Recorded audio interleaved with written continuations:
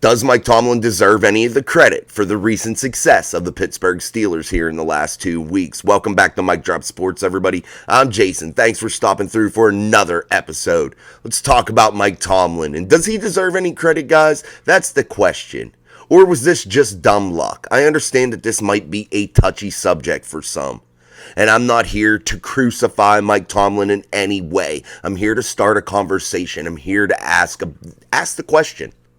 I want to know what you guys really think about it. I'm going to give you my thoughts, but I want to know what you guys think about Mike Tomlin and if he deserves the credit for this success. If it was Mike Tomlin that has bred this success here in the last 2 weeks. Let me know. You put that in the comments. But we're going to talk about it. I'm going to give you my thoughts here on what I think about the situation. And again, I'm not crucifying Mike Tomlin. I'm not here to say Mike Tomlin is a bad coach or he's a good coach. I'm not saying that. But I'm just here to ask that question. And when we talk about this, we're looking at the play of Mason Rudolph. Does Mike Tomlin deserve credit for finally putting in Mason Rudolph, or was it just too late? Has Mike Tomlin known all along what Mason Rudolph could really do? He sees him every day in practice. Or did he just not have enough play tape to look at Mason and say, hey, this guy can get it done? Has he been blinded by wanting to have a super mobile quarterback? And I don't even think Mitch or Kenny are super mobile. I think they are serviceable as a mobile guy. I think they can get out and run a little bit. Do I think that they're, though, the ideal running quarterback? Absolutely not. They don't have that skill set to be an elite runner in the NFL. They don't hold that type of skill set like a Lamar Jackson, like a Patrick Mahomes can get out and move even. Somebody like that. They're not even on that level, if you ask me. They're not on that level of being a super mobile guy. And has Mike Tomlin fallen in love with that illusion that he has that on the roster? Is that the problem? Was that the issue with Mike Tomlin? Was that the reason he was afraid to put Mason Rudolph in there? Is there other underlying issues within that building for Mike Tomlin not to play Mason Rudolph? I don't think so. I don't know. Has Mason Rudolph ever got a fair shake? I don't know. I don't know if you would call it a fair shake, what he got whenever he came in and shared a season basically with Devlin Duck Hodges. I'm not sure if that was considered a fair shake in many of your eyes. In my eyes, I don't think it was. I think he should have just rode with him, let him gain confidence, let him gain play experience, and just keep on rolling and see how it goes. He's given Kenny Pickett a lot of time.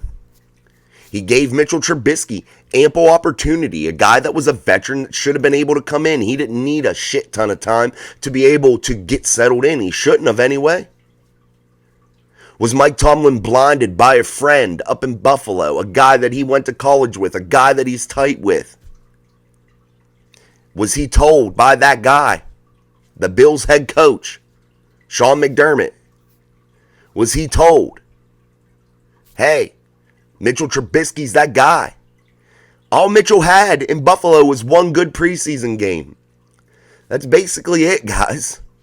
And he came and he was warranted a contract with the Pittsburgh Steelers for $10 million a year. He demanded that kind of cash. Was Mike Tomlin blinded by somebody's thoughts? Did he overextend himself and take too much stock in what the Bills head coach was saying to him about Mitchell Trubisky? Could be. It really could be. There's a lot of theories out there, a lot of things being said.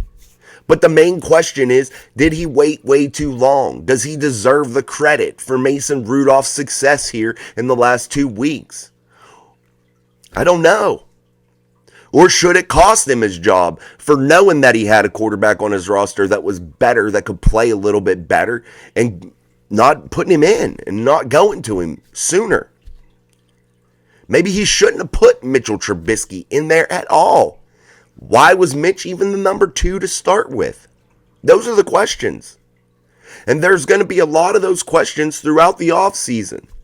especially if Mason Rudolph is continuing to have success here in the later half of the year, pushing toward the AFC playoffs. Guys, what if by some chance Mason Rudolph engineers another great week? Let's just say he puts up 30 points yet again. And then the Steelers get some dumb luck here, get some luck, get some help from other teams, and they manage to squeak their way into the playoffs. And Mason Rudolph takes you on a ride. Maybe he doesn't get you to the Super Bowl or anything. Maybe he just gets you to the AFC Championship game. Maybe he knocks off a couple top seeds on his way to the AFC Championship game, and then they have a heartbreaking loss or something like that. What if he does something like that? I'm not saying he will. Don't take me out of context. Listen to what I'm saying. I'm not trying to say that that's definitively going to happen. I'm not in any way, shape, or form. But what if that happens? Should that cost Mike Tomlin his job? Or should he get credit for all this? Should he be praised for finally putting in Mason Rudolph, a guy that's been buried on the depth chart for years in the city of Pittsburgh, who hasn't had opportunity in a couple seasons to even play in a game? Besides preseason, a guy you see in practice every day. And if he does end up being that good, he does end up elevating his play week after week and becoming that good, should the Steelers and their coaching staff be scolded and maybe fire some people for not being able to evaluate talent? A guy you see every day? Would anybody else see a problem within that situation? I mean, I think it's a problem if you can't recognize that after years and he does end up being good. And I'm not saying that he's going to be some superstar. I'm not saying that at all. But the what if game here. What if that happens? Is that a poor reflection on this coaching staff? Is it a fireable offense for Mike Tomlin if you're the Pittsburgh Steelers and you're the Art Rooney and you're the owner? Should you fire him? Should you say, Mike, that is a blunder that shouldn't be overlooked? I don't know, guys. The more I think of it, it's just becoming an issue with me. How didn't you recognize it? If this guy really is that good, if he really becomes that good, how did no one in that building, professional scouts, professional talent evaluators, professional coaches, not know that this guy had some promise, some ability? How were you blinded by maybe the fact of having a running quarterback or what somebody else told you from outside the building and you brought some other people in that maybe you shouldn't have? How didn't you see it in preseason? How didn't you see it in Latrobe? How didn't you know? That becomes the big question. And I want you guys to really give me your best answers on this, because I too am puzzled by it. I too would be alarmed if I was the Rooneys that nobody was able to see this.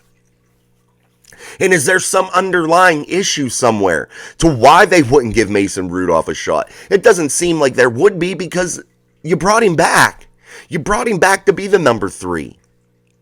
Or is this just all dumb luck on Mason Rudolph's part? Is he just getting lucky? Is that the question? Or is he really this good? Does he really have these abilities? Is he going to be able to consistently put this on tape? Is he going to be able to be a guy that could be a franchise quarterback? And if you're the Pittsburgh Steelers, are you going to even be able to sign him in the offseason? Is he going to demand a certain figure that might be unobtainable for you at that time in the position you're in? Would you have to cut guys like Cameron Hayward or people like that to make room to get money to sign Mason? Is there going to be enough cap space? We'll explore all that in the offseason. Is Mason Rudolph going to be willing to come back to the city of Pittsburgh and play for a coaching staff that buried him on the depth chart? In my eyes, it'd probably be better for Mason to come back and stay with the Steelers, a team he's familiar with, a team that he knows the offense with, a team that a city that he's been in for many years. It would probably be the best thing for him. And maybe if the Steelers would say, buddy, we're going to give you a chance at that starting job, maybe he does stay. Maybe they say to him, you're going to be the one starting next season, and we're going to give you ample time to show us what you can do. Now you go out and you start out 1-4 or something in your first 5 games, you get yanked. Be honest with him. Be a straight shooter. Don't bullshit these guys. I think if you go in there and you're straight with these people, and I think this has it's the same effect anywhere in life. You don't bullshit people. And you don't try to pull the wool over their eyes. You're just straight with them and tell him, dude, you're going to get your first 5 starts in the NFL regular season here in 2024.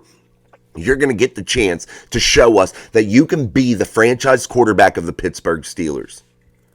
Maybe Mason does stay. Maybe he gives you a little bit of a discount compared to what other teams would be offering, because we know how this league is and how it overpays its quarterback position. You need it. So maybe it isn't an overpay, but you need that position to be successful. Any NFL team has to have a quality quarterback, a quality leader in that offense to be able to be successful long-term in this league. Yes, you may hit lightning in a bottle with a guy for a while, but if he's not that constant factor, that consistent guy throughout the years, you're not going to have long-term success. It's just the way it goes. And is that just simply what they thought of Mason Rudolph? He's not going to be able to be consistent enough. Maybe he's just not the long-term answer. Is that just what their thought process was? They knew he had some ability, but they didn't think he can do it consistently? Or did it just take this much time for Mason Rudolph to grow, learn, and develop his game? I think it may be a combination of a lot of factors. And then when you draft a guy like Kenny Pickett in the first round, I know he was the 20th, I think, overall pick, around there, 20, 21, something like that. When you draft that guy, you're going to give him every opportunity to play. You're going to give him every chance to play. And I think the Steelers have. And I know sometimes it takes several years to be in the NFL and gain your footing. So maybe bringing Mason Rudolph in on a 1-year, 2-year deal to allow Kenny Pickett to continue to develop, maybe that's your path. But what in the world were the Pittsburgh Steelers thinking all this time if Mason Rudolph ends up being that guy? If he ends up being that good? What in the world was going on? Are they that blind? Because, man, you had to have seen something. And did he really even get a fair shake whenever he was getting tossed back and forth with Devlin Duck Hodges? He had one bad half there in Cincinnati. It looked like they yanked him out, didn't let him just continue to play. Maybe they stunted Mason Rudolph's growth. I know he was the 3rd-round quarterback. Maybe that's where they were looking. Hey, we didn't draft him in the top round. But they openly admitted they had a 1st-round grade on him. Again, guys, I'm not saying Mason Rudolph's going to be a superstar. I'm not saying this is Mike Tomlin's fault. I'm not saying anybody's wrong. I'm just trying to start the conversation here and to ask you guys what your opinions are. I gave you what my opinion is, and I gave you the scenarios of what I think may have happened. But I'd like to hear from you guys, the fan base of this great franchise that has been demoralized with some subpar seasons and lack of playoff success in recent years. Well, about a decade. And is that on your head coach also? Is just having winning seasons good enough for the Pittsburgh Steelers fan base as a whole? You're going to have supporters of Mike Tomlin. And I'm not saying I don't support him. I support whoever's the leader of this football team, no matter what. I support him. It's my team, man. I want to see them do well. But that doesn't mean that I can't critique them. That doesn't mean that I'm blind and I can't see what's going on either. As the same for you guys. So, guys, girls, put it in there. Put in the comments what you think about this topic. Don't crucify me and act like I'm trying to give you a definitive answer, because I'm not. I want to hear what you guys think, though. I want you guys to open up that great conversation that you normally do inside that comment section. And let's really spread this video out and get it out to the masses and really share the shit out of it. Like it. Everybody that watches it, let's like this video and really get it inside that YouTube algorithm and really get it rolling here. And so that way we can get the thoughts of everybody inside Steeler Nation, at least everybody that watches YouTube content about the Steelers. At least we could get that point of view. So we're going to wrap this up, guys. And again, like it, share it, do all that stuff. But I want to tell you about one thing before we leave here. I started a podcast on Spotify. You can find it in the community section, the community tab. There's a link to that podcast. The first episode dropped this morning, and it's not going to be just about the Steelers. We'll still have some focus on the Pittsburgh Steelers, but it's going to be more NFL in general.